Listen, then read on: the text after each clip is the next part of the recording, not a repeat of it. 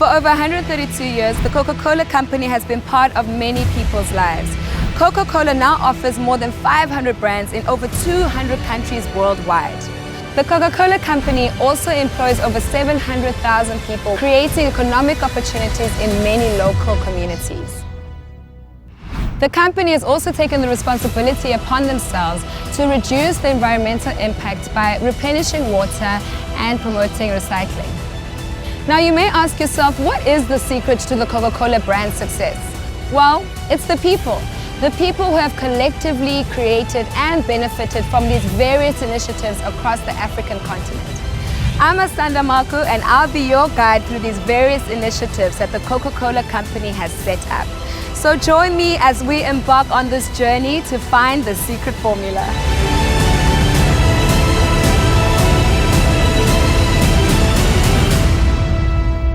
In this highlights episode, we'll be exploring the range of initiatives the Coca-Cola Company has embarked upon, from youth empowerment to developing healthcare systems and protecting the environment, to uncover what is the secret formula that drives the company's success across the continent. We'll also reveal how the company has used this secret formula to protect those most vulnerable from COVID-19 and work with governments to prevent its spread. Before we start our journey, I'll be talking to Bruno at Coca-Cola head office to give us an overview of how the company operates across Africa and why it does what it does. Africa presents a great opportunity for us, and we are very committed to developing the business in Africa. I think more than anywhere else in the world, developing the business in Africa will mean developing the communities we operate. This is true elsewhere, but even more true in Africa, given the needs of the 1.4 billion consumers that we serve. So we take it very seriously. Our approach through growing the communities is through empowerment. So in the case of Africa, we have empowered more than 1.5 million women in the past few years, and we are committed to continue doing so.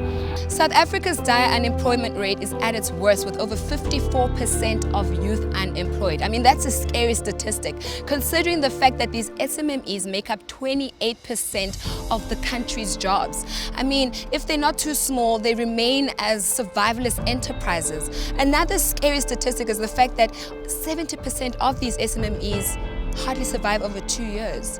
I mean, this is where now Business in a Box comes in with the great initiative and their mentorship program, making sure that these young entrepreneurs are equipped with the right skills to make sure that their businesses are successful. And I'm proud to be part of that journey. We want to do business the right way, you know, not just doing business just for the sake of business or saying we're doing sustainability just as a tick sheet exercise. We want to create shared opportunity. So Business in a Box basically is that we're giving a business in a box. It's a startup kit, it's a Spasa Cafe, and it's very different. You know, it looks very different. It's got Wi-Fi, it's got everything that the youth would want in there. Some of them are car washes, some of them are internet cafes. Business in a Box aims to create a sustainable ecosystem of micro businesses offering complementary products and services by using a spaza shop. Now, as you can see, each business operates from a specially designed container. Namhla Mkhaliphi is the owner of Shes Enterprises, and she specializes in groceries, hot foods, hot chips, and her speciality, which is the ox liver, which I can't wait to try out. She's been operating her business since 2018, and I want to go find out how business is going. Now, Namhla, can you just take us through some of your successes and challenges that you face with Shes Enterprises?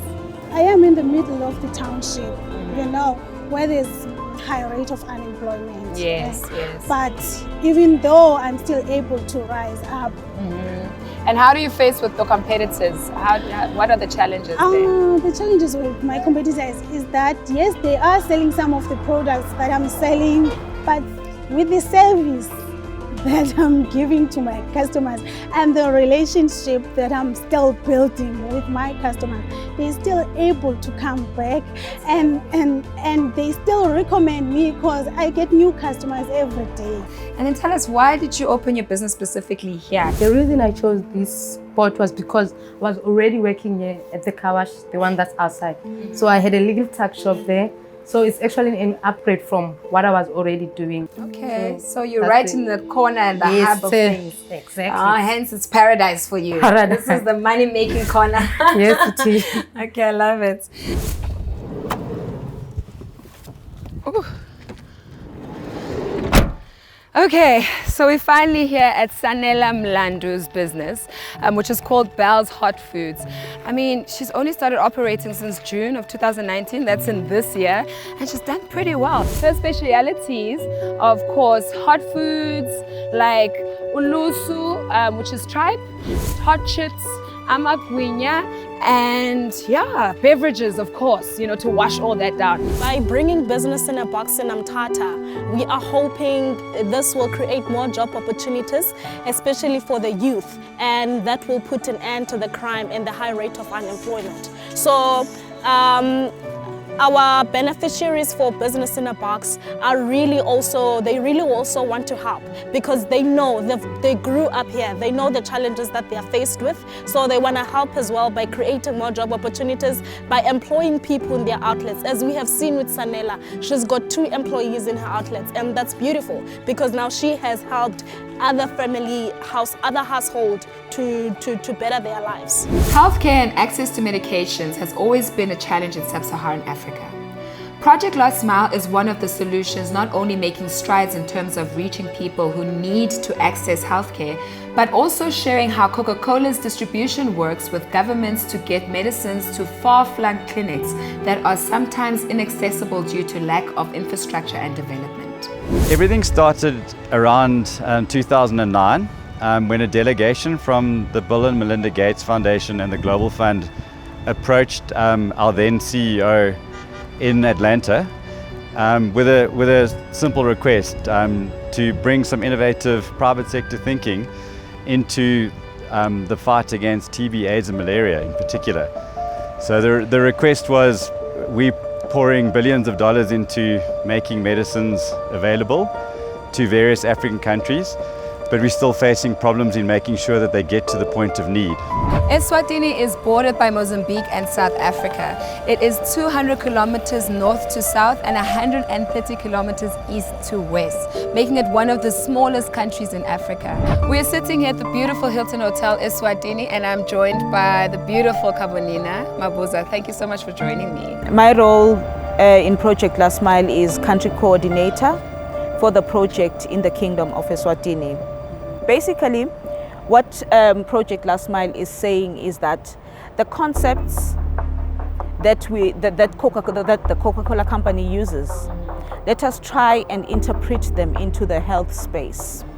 The first phase of the project started with focusing on the girl. We did ZMET neurological research. It's a Coca-Cola kind of like research that they've done previously as well. Where basically you just get into the minds of the young girl.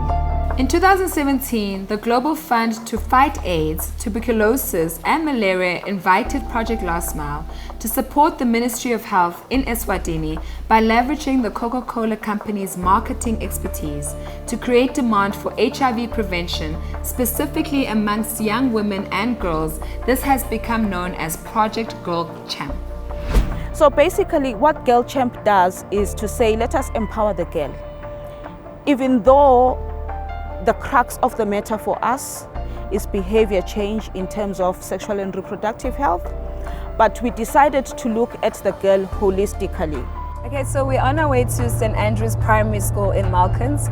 We're going to go chat to Zanele Nzinisa, who is a career guidance teacher, and she's just going to tell us about the importance of educating children on their personal health and safety.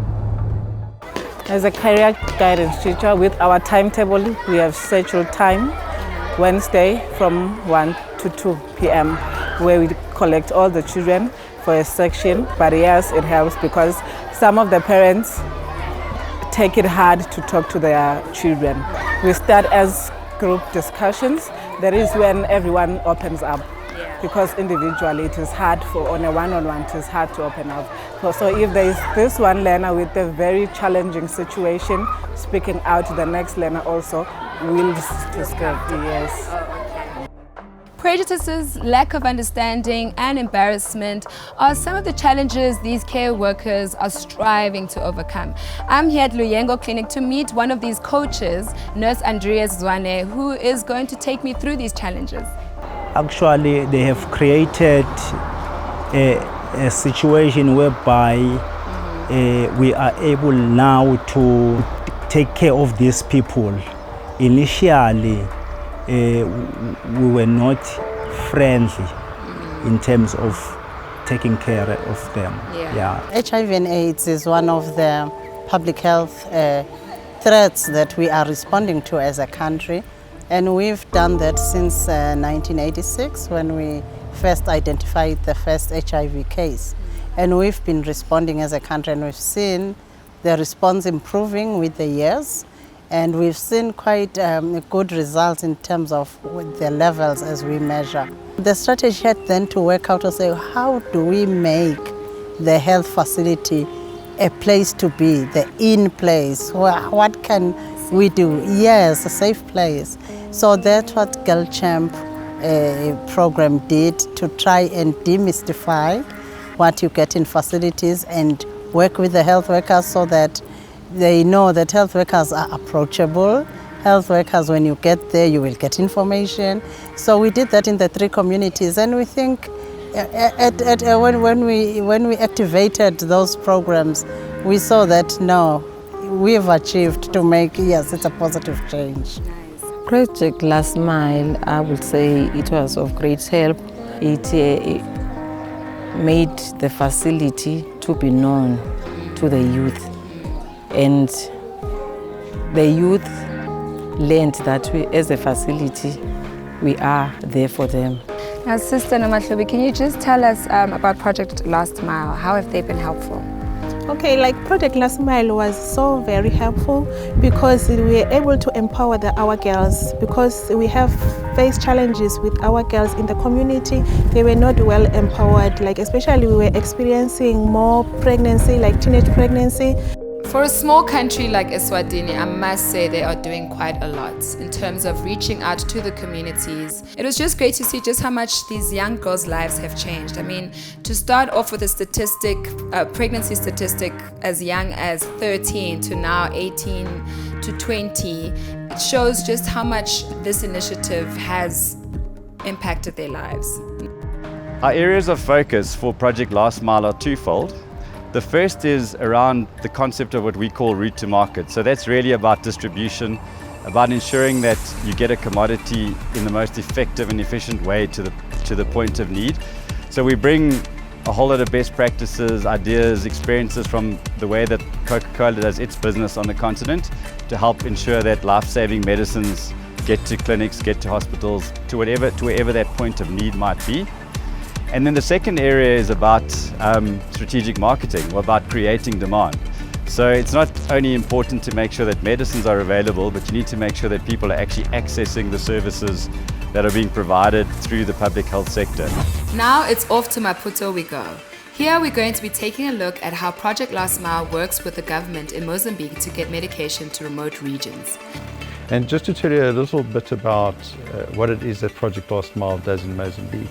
The first one is something that we call routine optimization, and that's really where we physically are visiting every single health centre and hospital in the country, not only to verify its GPS location, but also to understand the conditions of the roads and the high risk points of interest in terms of the wet season versus the dry season in order to access those health centres. Project Last Mile has developed a system to determine how long it takes and the type of vehicle most suited to the conditions to get medications to each healthcare facility in different seasons. The project is to have 30 intermediate warehouses in Mozambique. So to manage the distribution of health commodities, we need routes. We need to study the routes. We need to know which kind of vehicles are suitable for dry and wet seasons. And so Project Last Mile is working with the PSM, which is the Procurement and Supply Management partner of the SEMAM. Okay, so this is the Zimpeto National Warehouse for CMAM, Central de Medicamentos e Artigos Médicos. Wow, I won't repeat that, but yes. Okay, so it's a national warehouse. So most medicines are imported and medical products are imported into the country. And the majority comes into the port of Maputo. And then it all comes out to the central warehouse, and over here they distribute to the regional warehouse in the center of Mozambique in Barra, and also to the regional warehouse for the northern part of the country that is situated in Nampula. In addition to that, they do distributions to some provincial warehouses and also to the larger central hospitals. How does the medication get to its physical destinations given the lack of road infrastructure across so much of Mozambique? We're going to head out on a delivery adventure and have no idea what to expect. So bear with me as we head off to that proverbial last mile. Okay, so it's quite a bumpy ride, but we're on our way to one of the health facilities to distribute the medication that's in the back of the car. So I'm looking forward to it and seeing, just how it moves from one place to the next. So what medication are we delivering? It's mostly essential medicines like your paracetamol and other painkillers. We also have antibiotics and anti-malaria treatment tablets. Okay, great. Nice. All right, so let's deliver them. Okay, sure. I mean, this is really amazing because, you guys are making sure that the medication gets to the people one way or the other.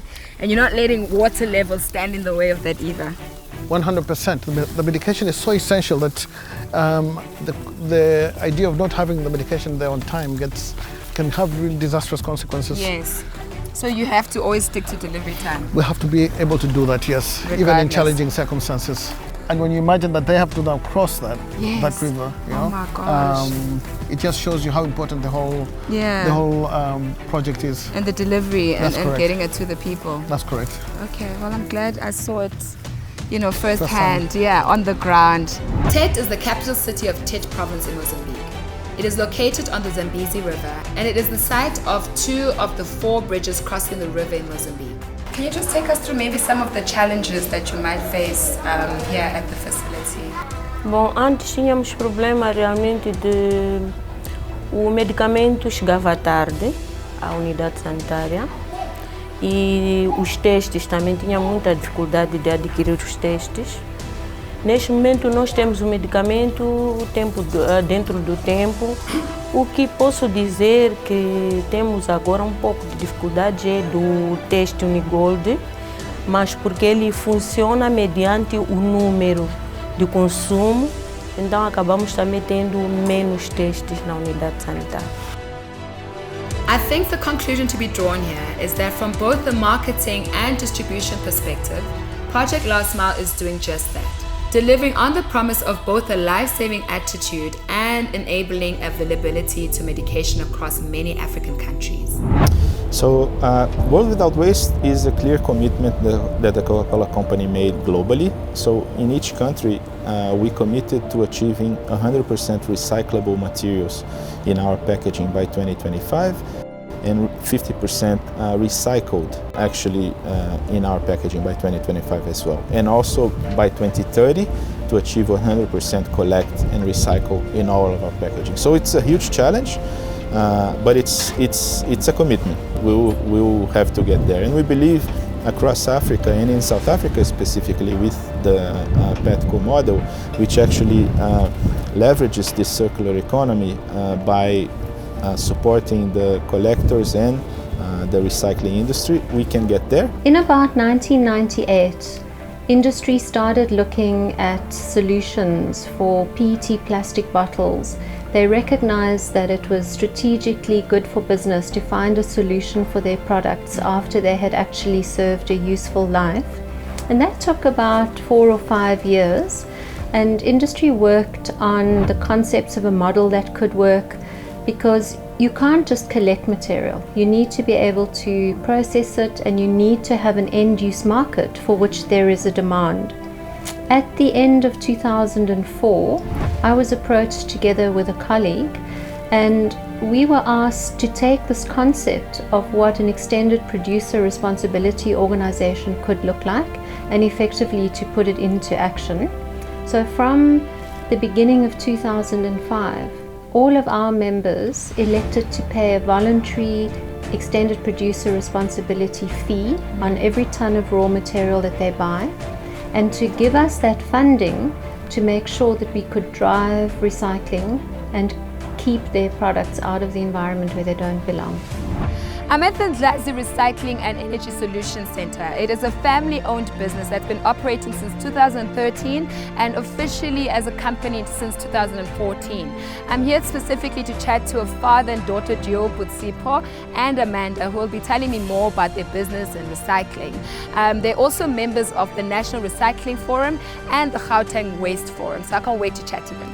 But just take us through the process of starting a recycling business. Where did that even come up? How did that come up? We actually discovered that the time has come where your dump sites can actually no longer fill up as they had to. And doing our research, we actually discovered that some of the things that actually goes to the dump site is things that you actually can recycle, your bottles, your plastics and your papers, and you can actually make money from that. I think the process started from there. The main challenge is the challenge that faces all business, your cash flow. And once you get to understand that, you start becoming comfortable in terms of going forward and actually trying to put the puzzle in terms of a particular industry that is new and an industry that a lot of things you actually don't control. Like it's not a set formula. It's not a set formula. You're buying things at a particular price, and tomorrow those prices change. We've just arrived here in Cape Town, and as you can see, we've chosen a very good day to be in Cape Town, because usually there'd be 4 seasons in one day. And I mean, it helps to know that most of the tourists have left because traffic is flowing. I am here to meet one of the beneficiaries of Petco Waste Once. I'll be talking to Lydia and Luther. You know, I wasn't born with a silver spoon in my mouth. And I was never ever thought that I'll open a business, but my situation at that point in time forced me to become an entrepreneur. I wasn't born one. So, you know, when we sat as a family, especially me and my husband, because of my knowledge in terms of waste minimization, and obviously with the focus of recycling, a lot of our experience we have gained from what you call the trolley guys. Because really, if there's people that knows the recycling, then there's these guys. I mean, you know, at one point you think they just in your bins and all of that. No, they know how to separate that source. But I think more importantly, I think for us, is about creating jobs. Because I mean, it's clear that small businesses create jobs. You know, and if you're proof of that. You know what, I can with a smile on my face say that in 2010, we only employed 3 to 4 people. Today we're employing 302. We're going into the market. That's huge. And because of this, the market is very, I mean, the recycling itself in terms are very down. But we've managed to keep our staff. And how much stuff do you get to recycle in a day? I mean, lots of people calculate different grades of things. What we tend to do is we try to say that for every ton of waste brought in for the particular day, we're having 4 people sort that amount of waste. I mean, we're getting over 400 tons a month, so the calculation changes from day to day because different amounts come in. But we essentially try to do at least 30 to 40 tons a day. Oh wow, that's a lot. Of sorting. Yes, of sorting. Then it happened. COVID-19 hit, and it hit hard.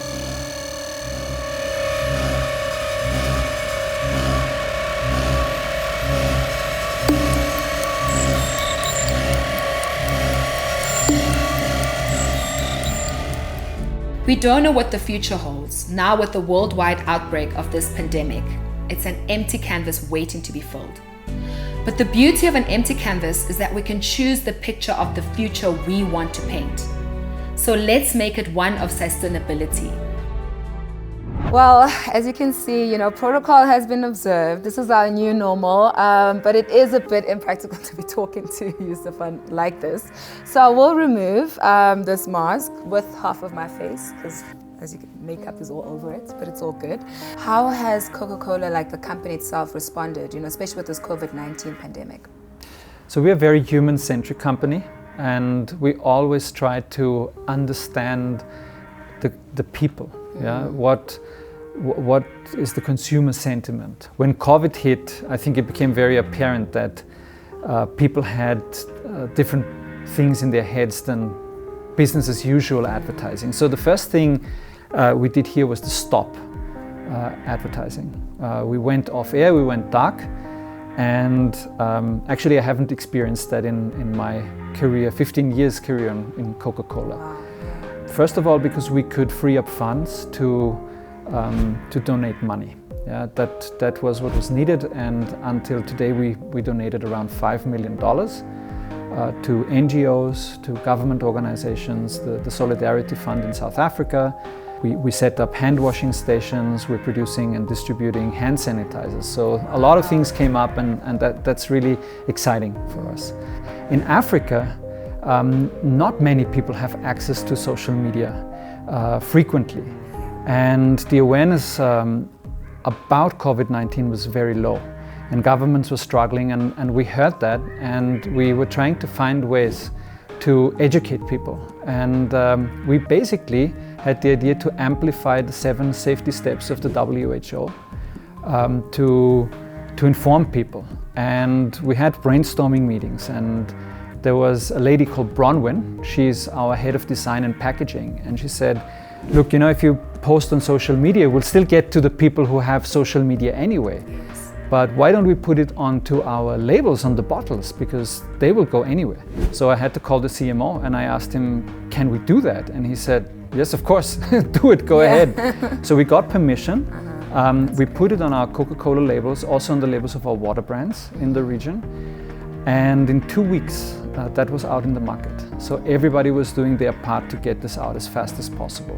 For us at Coca-Cola Beverages Africa, we are focusing on supporting our customers, managing our cost effectively, and retaining liquidity as much as we can. It's key for us to keep the economic activity going across our value chain in support of direct as well as indirect employment in the system. We are working together in a Coca-Cola system to navigate this unprecedented crisis, and we are confident that we can emerge stronger and more resilient than we were before. Can you tell us why was it important for Coca-Cola, you know, to support the efforts of this COVID-19 pandemic? We understand the level of impact that COVID-19 will have on communities, on health systems, and on economies. And it concerns us because we've always been concerned about communities where we operate.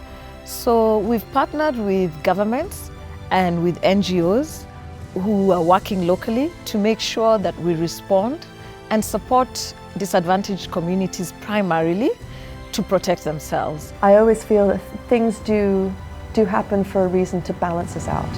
And if we can continue to learn from this experience and recognize the small pleasures in life, those simple joys like a family dinner, walk in the park, a smile from a friend, then maybe, just maybe, we won't take so much for granted anymore. So I believe these things do happen for us to really come back and balance ourselves in terms of what is true human nature, what is good about life, what is good about the world. And if we can hold on to those simple human truths and learn from these experiences, hopefully we won't be in such extremes going into the future. It's great to see just how much Coca-Cola is working together with the communities and governments across Africa. You know, just showing how much this pandemic has affected everyone and that we're all in this together.